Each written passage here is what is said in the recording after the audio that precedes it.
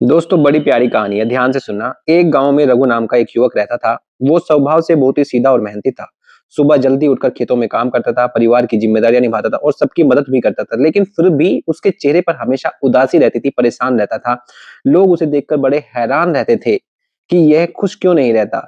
असल में रघु का मन हमेशा बीते हुए कल में अटका रहता था। उसकी सबसे बड़ी समस्या ये थी कि वो हर दिन अपने पुराने दुखों और गलतियों को याद करके खुद को कमजोर कर लेता था।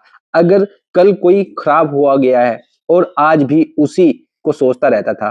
किसी ने कल उसे अपमानित किया था तो उसका दर्द आज भी ताजा रहता था। वो हर दिन हर रात सोते समय यही सोचता कि काश कल ऐसा ना हुआ होता। धीरे धीरे उसका मन इतना भारी हो गया कि वर्तमान की खुशियां यानी कि आज की खुशियां वो सारी भूल जाता था। एक दिन गांव में एक संत आए।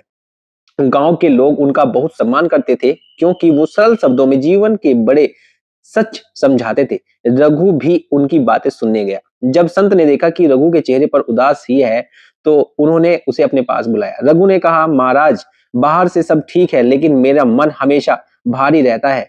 मैं खुश रहना चाहता हूँ पर बीती हुई कल की गलतियां मुझे खुश रहने नहीं देती। संत मुस्कुराए और बोले, बेटा तुम एक काम करो, कल सुबह मेरे पास आना, मैं तुम्हें एक छोटी सी सीख दूंगा। रघु ने सोचा कि शायद उससे कोई समाधान मिल जाए।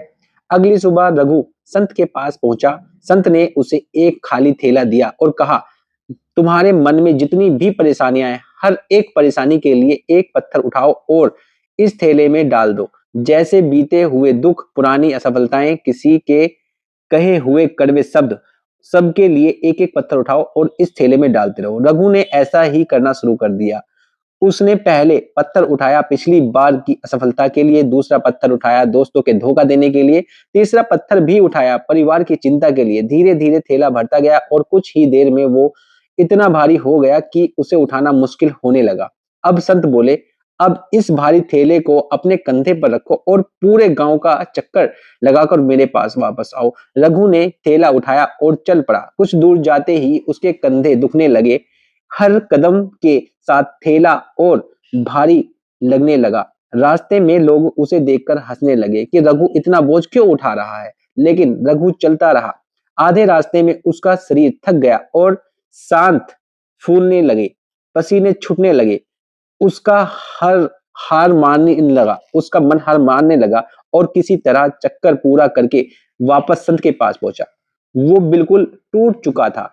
उसने थैला नीचे रखा और हाफते हुए बोला, महाराज, ये बोझ बहुत ज्यादा है, मेरे कंधे दर्द से भर गए हैं।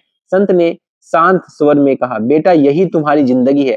तुम रोज अपने बीते हुए कल का बोझ अपने मन पर लेकर चलते हो। कल की चिंता, कल का दुख, कल की गलतियां, ये सब पत्थर की तरह तुम्हारे जीवन को भारी बनाने लगते हैं। इसी बोझ की वजह से तुम आज भी थक जाते हो और खुश नहीं रह पाते हो। रघु की आंखें भर आई। संत ने आगे कहा, देखो बेटा, कल बदला नहीं जा सकता, लेकिन जो बीत गया वो वापस नहीं आएगा, लेकिन आज तुम्हारे हाथ में है। अगर तुम कल के बोझ को ढोते रहोगे तो आज भी खो दोगे और आने वाला कल भी भारी हो जाएगा। संत ने धीरे से कहा, जीवन का सबसे बड़ा नियम यही है कि आज जो भी है आज पर रखो और कल जो हुआ उसे कल पर छोड़ दो। सीख जरूर लो लेकिन बोझ मत बनाओ। अगर तुमसे कोई गलती हुई है तो उस गलती को सीख सीख में बदलो, उस गलती से कुछ सीखो। और दुखों की जंजीरें उसने खुद अपने मन में बांध रखी है तो उसे कोई क्या कर सकता है। तो कल की गलतियों को कल पर छोड़ दो, उनसे सीख लो और आज की गलतियों से अच्छे काम करो और अच्छी चीजें सीखो।